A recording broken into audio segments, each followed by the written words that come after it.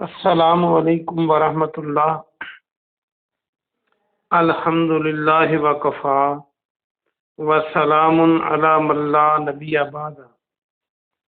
اللہ مہربان کے فضل و کرم سے ہمارا آج کا سبق سورۃ الانعام کی آیت نمبر 78 اور 79 ہوگا انشاءاللہ۔ اعوذ باللہ من الشیطان الرجیم، بسم اللہ الرحمن الرحیم۔ فلما، پھر جب، رعا، اس نے دیکھا، رعا الشمس، سورج کو، شمس سورج کو کہتے ہیں۔ اس کو یاد رکھنے کے لیے ہم شمس اور قمر کہتے ہیں اردو میں، اور شمسی کیلنڈر کہتے ہیں، شمسی مہینے کہتے ہیں، جنوری فروری مارچ اپریل۔ سورج بازغہ، چمکتا ہوا، یہ کل بھی پڑھا تھا آپ نے۔ بازغۃً قال ھذا، کہا یہ ربی، میرا رب ہے۔ ھذا، یہ، اکبر، یہ سب سے بڑا ہے۔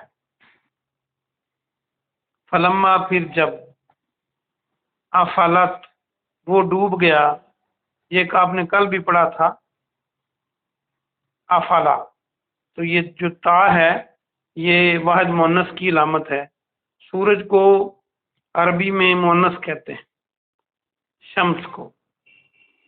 افلت، ڈوب گیا، قالا، کہا، یا قومی، اے میری قوم، انی، بے شک میں، بری مما، بری ہوں، بیزار ہوں۔ ہم بری و ذمہ نہیں کہہ دیتے کہ میرا کوئی ذمہ نہیں، میرا کوئی تعلق نہیں۔ بری، بیزار ہوں، مما، اس سے جو، تشرکون، تم شریک بناتے ہو۔ با محاورہ ترجمہ سنیں۔ پھر جب اس نے چمکتا ہوا سورج دیکھا تو کہا یہ میرا رب ہے، یہ تو سب سے بڑا ہے۔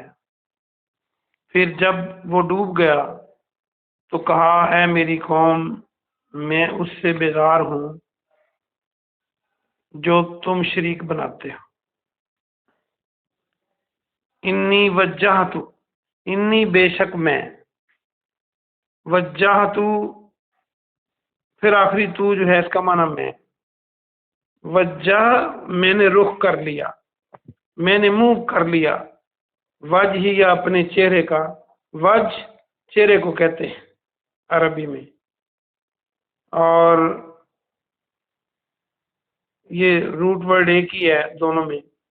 بے شک میں نے رخ کر لیا، بے شک میں نے چہرہ کر لیا، بے شک میں نے رخ کر لیا اپنے چہرے کا، یہ سارے ترجمے آپ کر سکتے۔ اس کو یاد رکھنے کے لیے آپ اردو کا لفظ وجاہت، لوگ رکھتے ہیں وجاہت حسین، یا وجی، وجی ہم کہتے ہیں جس کی شکل و صورت بڑی امپریسو ہو، اس کو وجی کہتے ہیں اردو میں، وجی الشکل۔ وجاہت تو آپ نے سنا ہوگا۔ للذی، اس کے لیے جس نے، فطر السماوات، پیدا کیا آسمانوں کو۔ فطر آپ کئی بار پڑھ چکے ہیں، اس کا لفظی معنی ہوتا ہے لمبائی کے رخ سے چیرنا، پھاڑنا، اور اس کا معنی پیدا کرنا بھی ہے، کیونکہ اللہ کا نام فاطر بھی ہے، پیدا کرنے والا۔ تو اللہ نے کوئی چیز بنانے کے لیے کانٹ چھانٹ تو کرنی ہوتی ہے، تو یہ لفظ استعمال ہوا ہے۔ اور فطور، فطور کیا ہوتا ہے؟ دراڑ کو کمی عربی میں، صبح کے ناشتے کو بھی فطور کہتے ہیں۔ یہ بھی نئی چیز ہوتی ہے جاگنے کے بعد، یعنی ایک نیا کام ہوتا ہے، تو پیدا کرنا بھی ایک، جو چیز پہلے نہیں تھی اس کو بنایا، تو وہ ایک نئی چیز ہی ہے۔ والارض، اور زمین کو، حنیفاً، یکسو ہو کر، حنیفاً وما، اور نہیں، حنیف کہتے ہیں جو ایک کی طرف منہ کر لے، جو ایک کا ہو کے رہ جائے، حنیف۔ انا، میں، من المشرکین، میں مشرکوں میں سے نہیں۔ با محاورہ ترجمہ سنیں، بے شک میں نے اپنے چہرے کا رخ اس کے لیے کر لیا جس نے آسمانوں اور زمین کو پیدا کیا۔ یکسو ہو کر، میں نے اپنے چہرے کا رخ یکسو ہو کر فل اٹینشن کے ساتھ دائیں بائیں دیکھے بغیر اس کی طرف کر لیا جس نے آسمانوں اور زمین کو پیدا کیا، اور میں مشرکوں میں سے نہیں ہوں۔ یہ آج کا سبق ہے، انتہائی آسان ہے لیکن بہت اہم ہے۔ اللہ سبحانہ و تعالیٰ نے یہاں پر ابراہیم علیہ السلام کا وہ مکالمہ جو قوم کو سمجھانے کے لیے شروع کیا تھا، وہ ختم ہونے کے قریب ہے، آگے بھی چلے گا، لیکن ایک فیصلہ کن بات آ گئی ہے یہاں پر۔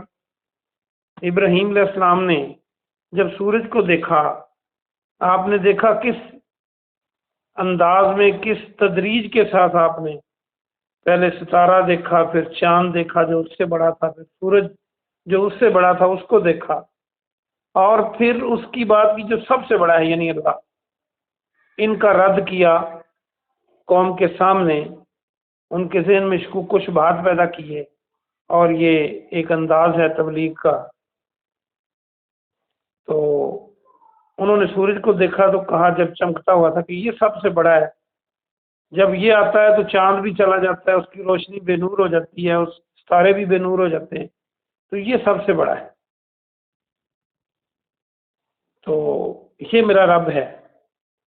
لیکن جب وہ بھی غروب ہو گیا تو آپ نے فرمایا نہیں، میں اس سے بیزار ہوں جو قوم کرتی ہے جس کو تم شریک بناتے ہو، یعنی وہ الہ ہے جو نہ کبھی غروب ہوتا ہے اور جو خود خالق ہے، جو ان سب کا پیدا کرنے والا ہے، تو ان کو پوجنا، ان کی عبادت کرنا یہ شرک ہے، میں اس سے بری ہوں، میں بیزاری کا اعلان کرتا ہوں۔ تو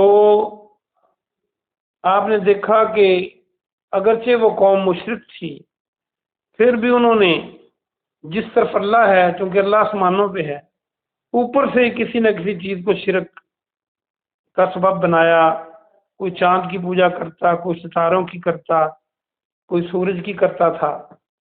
لیکن آج کے دور میں دیکھ لیں، شرک کرنے والے ان کو بھی شریک بناتے ہیں جو زمین پر ہیں بلکہ زمین کے نیچے ہیں، فوت ہو جانے والوں کو بھی وہ صفات دے رہے ہوتے ہیں ہم لوگ جو اللہ کی صفات ہے۔ تو یہ شرک بہت بڑا گناہ ہے۔ ابراہیم علیہ السلام نے اس سے بیزاری کا اعلان کیا، آگے فرمایا کہ میں تو اپنے چہرے کو اس کی طرف کرتا ہوں جس نے آسمانوں کو پیدا کیا ہے۔ اس میں اللہ کی ایک صفت خالق کی بیان کی گئی ہے، فاطرہ، کہ جو خالق ہوتا ہے وہ الہ ہو سکتا ہے، اس کی عبادت کی جا سکتی ہے، اور زمین و آسمان میں اور پوری دنیا میں، پوری کائنات میں جو کچھ اللہ نے بنایا ہے، کبھی کسی نے کہا ہے کہ فلاں چیز تو کسی اور نے بنائی ہے، اللہ کا نام ہی لیتے ہیں۔ تو حنیف کا مطلب ہے دائیں بائیں نہ دیکھنے والا، صرف ایک کی طرف بالکل متوجہ ہونے والا، باقی سب کو چھوڑ کر ایک اللہ کا ہونے والا حنیف ہوتا ہے۔